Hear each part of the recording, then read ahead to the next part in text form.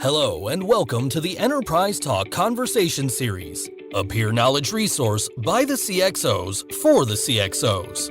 Now to our host, Kanika Goswami. Hello, and we welcome you to our podcast On Stage with Enterprise Thought Leaders. My name is Kanika Goswami, and I'm the managing editor of On.media's 6 B2B enterprise technology platforms. Today, we speak on a subject that has held our attention for a few weeks now. Ethical AI has been a topic of discussion for a while now, but with the new AI regulatory compliances outlined by the European Union, things are moving a step further. So to discuss the ramifications, the implications, and the impact on CISOs of these new regulations, we've invited Max Vermier. He's the Senior Director of AI Strategy at AbbVie to share his thoughts. Max, welcome to this discussion. It's great to have you here with us. It's not the first time, so even more stoked. Yeah, thanks, Kanika, for inviting me over again. It's always really fun to join you on the podcast and be able to talk about these really relevant topics that is definitely top of mind for everybody. Because I think as we've been going through the entire hype cycle when it comes to AI and now the regulations that are coming into play and actually coming into effect, I think we've all been hearing about it for some time now, but now that they're coming into effect and people are starting to really sense the gravity that they bring with them, I think it's definitely an interesting topic to touch on. Yes, and also because it will involve a lot of probably investments in terms of newer skills or smarter cost optimized solutions, and but we'll discuss all of that in the questions that we are coming up with. So For sure. when do you think the CISOs or the CIOs would need to be prepared, to what extent, on what solutions, with what mindsets? Where do you think the maximum preparation will be required for the technology leaders and organizations, especially for the EU? So especially if you're focusing on the European Union, CIOs must really prepare for this new risk-based regulatory framework. That's the main thing that you have to wrap your head around, that everything is going to be categorized about AI systems into 4 different risk levels: unacceptable risk, high risk, transparency risk, and minimal risk. Unacceptable risk literally being exactly everything that we've seen in Netflix shows such as Black Mirror, where we're being socially scored on every single interaction that we do by an AI system. Now, there's a lot that goes into that when it comes to how do you actually score all of these things and what are the frameworks around it. But some of the first steps that you will definitely have to do is identify all of your AI systems. The thing that people still don't realize to this day is that even though AI has become very mainstream at this point over the last couple of years, it's actually been around for much longer. This morning I was reading a discussion on LinkedIn that was very interesting about the fact that AI agents already can be dated back to the 80s when the first initial concepts and architectures were actually discussed and documented. So identifying AI systems and creating an AI inventory to classify these systems under the AI Act's risk tiers really is an important part. To help you with that, you can definitely look at technologies such as process intelligence or actually process AI that can play a key role in this discovery exercise. For anything that is, I would say, high-risk compliance for sectors like HR, education, law enforcement, healthcare as well, BFSI, all of that will come with strict documentation. The requirement for human oversight and risk management is going to be absolutely mandatory. So especially if you work a lot currently or experimenting with foundational models or general purpose AI, that will have to have clear transparency built in. So I think this is definitely the complexity that we also have heard from a lot of the people that I've talked to in terms of, hey, I cannot work with XYZ vendor from a foundational model simply because they lack the transparency, they don't have the copyright obligations, or their model risk assessments are simply not in place. And that is actually currently hindering some of the innovation that might be able to happen within enterprise. On the other side, I think it's absolutely necessary that these regulations are coming into place. Otherwise, we are going to see a lot of negative side effects on society when it comes to simply automating everything and the whole decision-making process being left without humans. Again, there is an alternative because, for example, everything in terms of AI that is deterministic, such as small language models that provide proven outcomes for a certain business problem, those all fall within the minimal risk category, which means that there's very little compliance, very little documentation that has to be provided. And oftentimes that is already in place and very much tested. So in a nutshell, to that question, CIOs should really focus on AI governance structures, risk mitigation, and documenting these processes, leveraging process intelligence to really discover exactly what they're working with. And then most of all, AI literacy for training all of their teams on exactly what is AI, what are the different types of AI, so that there's not this tunnel vision into purely the generative AI that everybody's talking about today. Right, and that was going to be my next question. So, what do you think are the implications of this new regulation in terms of costs, skills, and maybe even modifications to the existing solutions, which will now become legacy solutions when new compliances are required? Maybe they will need to have new add-on tools, or I don't know. I'm not a technologist. To the existing solutions to make them more compliant with these new regulations. Yeah, it's similar to when GDPR came into effect, right? So when that happened, a lot of organizations had to make large investments simply to be able to comply.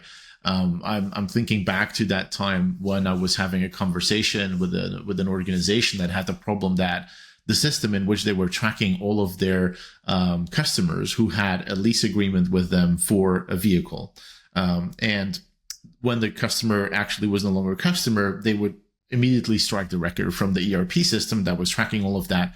But it was another silo, another system that actually contained all of the documents linked to that particular customer. And because there was no interlinking anymore after the customer had already been actually deleted from the ERP system, they had this bunch of documents sitting in there for a lot of customers that no longer were customers of theirs. So it was an entire exercise that they had to go through to actually read all of the information, be able to identify anybody who's in the repository but not in their active customers, delete all those documents, and for all of the other ones, make sure that the links are correct, because there was some kind of discrepancy between the actual data in the repository and the actual customer data that was in the ERP system.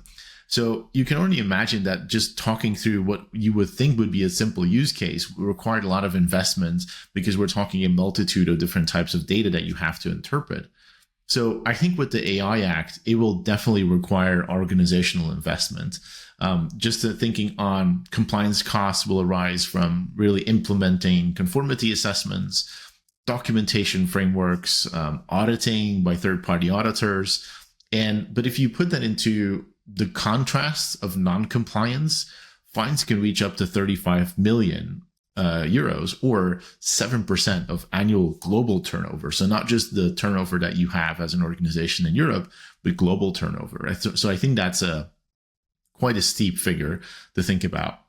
When it comes to skills, I think that is definitely something that, I've also been talking a lot with different people about that. Andrew Perry, Alexander Hanf, about what are the AI ethics, what are the regulatory frameworks and audit processes. And there are more and more specialized auditors popping up in terms basically providing services for risk management professionals. And this will be in high demand. That's also why from Abby's side, we are already working together with an organization called For Humanity to actually get ahead and have our technology as a technology provider fully audited, so that our customers have that available to them, so that they can make that as part of their package for the regulatory compliance that they will have to do for the end product that they will deliver. So companies with most of all general purpose AI systems, a lot of things that we've been seeing happening, POCs that have either succeeded or failed around general purpose AI systems, or the ChatGPTs of the world, foundational models, that will have a lot of adversarial testing and compliance audits required, simply due to the nature of the technology being probabilistic and not deterministic. A really great alternative can definitely be to leverage purpose-built AI. Again, when you go to the deterministic route for specific use cases and built for a specific purpose, that makes all the difference in terms of the risk categories that you'll have to comply with. All of this will have some budgetary impact as well on IT budgets, or maybe legal budgets. Budgets, it will happen if you are not compliant. So for which you told us there's a massive amount of non-compliance probably penalties that might go if you are not investing in it. So we'll not do the vis-a-vis. We will just discuss what is the kind of budgets that you would be requiring for all of these changes. Maybe a percentage of your annual budget for technology, or however you seem fit. So I think there's going to be several types of costs required. If you think about it, I think it's currently still quite hard to assess exactly what that's going to look like, if I'm being honest with you, because there's so many different options that are being provided. So just thinking, on the compliance side, what kind of compliance investments that will have to be made is a risk management system. A lot of organizations already have risk management systems, so they will be able to repurpose that. Technical documentation, ensuring transparency, traceability, accountability of AI systems. A lot of that is probably in some shape or form that is already in place or can be easily updated, and that's an internal activity that has to happen. The real investment that will have to happen is going to be around conformity assessments, where you also, again, have different options, self-assessed or third party, depending on Annex 1 versus Annex 3 applications. And I'll come exactly what that means in just a second. So if you look at, the investment costs is going to be around conformity assessments. It's on operational costs. There's several other resources that you'll need. Continuous monitoring of AI systems. That's definitely going to be the key thing that a lot of organizations will have to invest in 2025 and beyond. And I'll tell you why. As currently we're moving towards an agentic type of architecture for automation within organizations, and they're looking at how they can leverage that because it does bring a huge amount of benefits. The problem is that there's very little visibility into the actual events that are happening. So real-time tracking of these AI-driven processes, highlighting anomalies, ensuring ongoing compliance, and faster incident detection when something does deviate from the compliance process, that's something that's going to have a huge impact and should be something that CIOs definitely invest in first to have that up and running even before they deploy their first product to market or even an internal tool that is going to be able to be leveraged that. Abby's process AI can definitely help with that because I think that's where we see process intelligence really stepping into the foreground to help with those types of compliance capabilities. And when it comes to AI audits, it really also enables you to visualize the workflows and compare execution against the actual regulatory benchmarks. So it really helps, this is quite interesting because it's low risk AI that is going to help you deal and actually makes your high risk AI successful. And that's definitely a very interesting kind of thing to think about, that AI is helping AI become a reality. But that's also the beauty of it, that I think of currently that we are further and further discovering exactly the plethora of capabilities that's available to us and using the right type of capability or technology for when it's supposed to be used. So just to touch on those conformity assessments, I think there you have self-assessments, which is internal controls. That is depending on, again, on the risk level that you are going to have systems in. But I think a lot of organizations will go for third-party conformity assessments, and these will be accredited bodies, and these will have also an automatic process in place or help you put an automatic process in place. So there's much more detail that goes into that. It's a difference between all of the high-risk AI systems listed under Annex 3 versus the ones listed under Annex 1, medical devices, aviation, automotive. Some of those categories actually fall into that they have to be regulated or actually complied or assessed by a third-party conformity, or other systems such as Annex 3, to give you an idea, are recruitment tools, which are already being used today, credit scoring system, which already are being used today, educational AI systems. All of that actually falls within something that you can also do self-assessments for. Nonetheless, for all of it, I would definitely recommend to look at having the right tools in place to make sure that you can automate that process as much as possible, because the AI evolution is going to continue to change. And as you're trying to adopt these new technologies to move your business forward, you want to have your automatic compliance process simply running in the background, making sure that you are within the regulations and so that you can just move forward with innovation.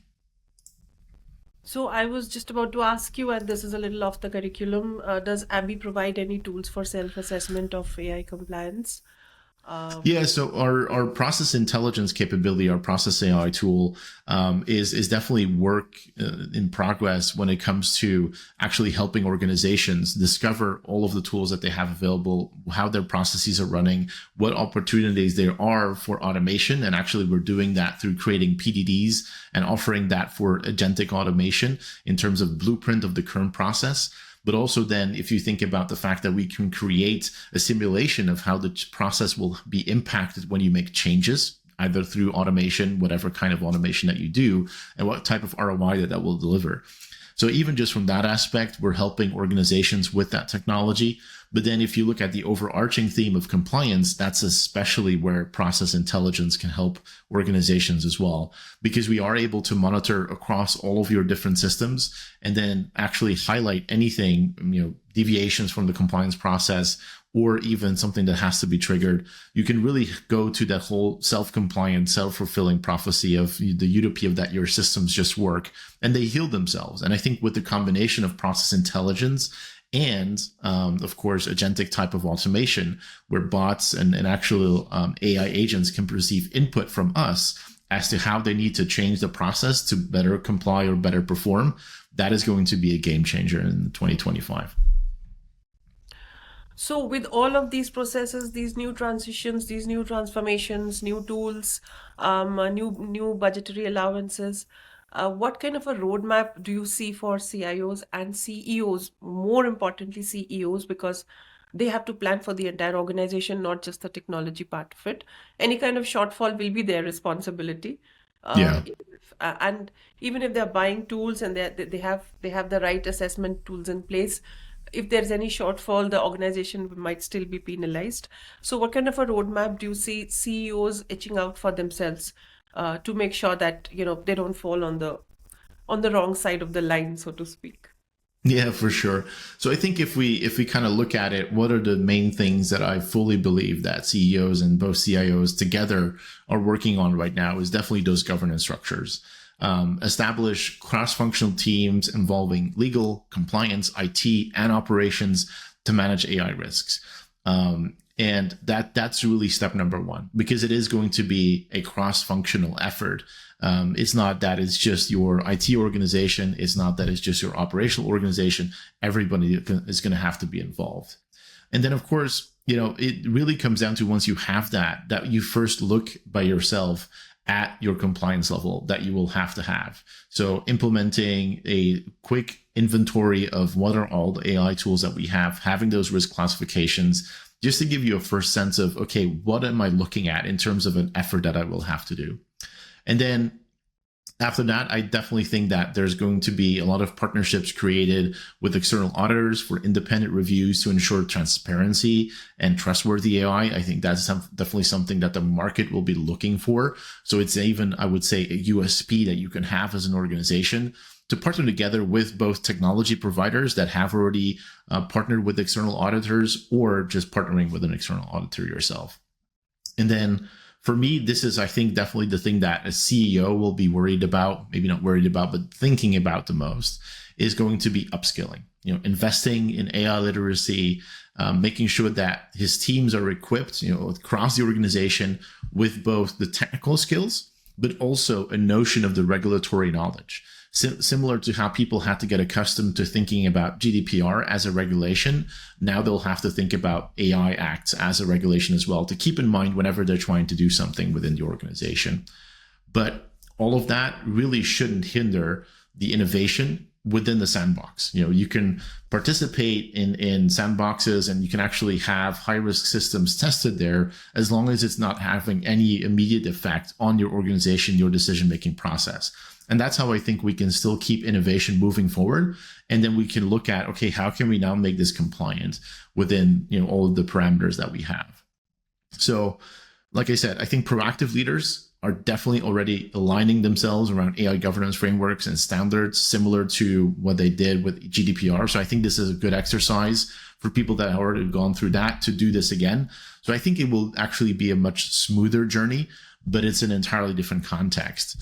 But that would be my blueprint if I were to have to go and work with an organization or advise them on this particular process around the AI Act and see where they would have to go next. And my last question is going to be something more of what, uh, information that I may, just get from you, not exactly in terms of preparations and answers. Do you think the new EU AI Act would have the impact that the regulatory authorities have planned? Do you think it'll make a dent on probably older practices of unethical AI or AI biases and things which actually set things back a couple of years, or maybe not fair, unfair, unjust, stuff like that? Whatever the regulations have set out to set right, do you see the objectives being met?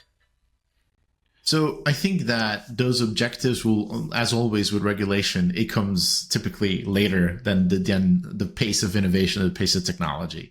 Although I do have to say that I think for this particular kind of mass explosion of general awareness around artificial intelligence, regulation is moving fast as in terms of how regulation moves. That being said, will it hit all of its targets? Absolutely not. Has it ever? And I think we just have to look at the reality of that. And it also comes down to that this is also a living, breathing thing. I mean, there's no single act that you can define today that will still be as effective in just 5 years, because that's the speed of technology, right?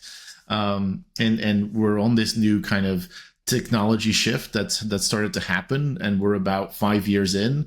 If you look at it when it started, we're actually going to have another one in about 5 to 10 years. So again, regulation will have to continue to be updated and changed.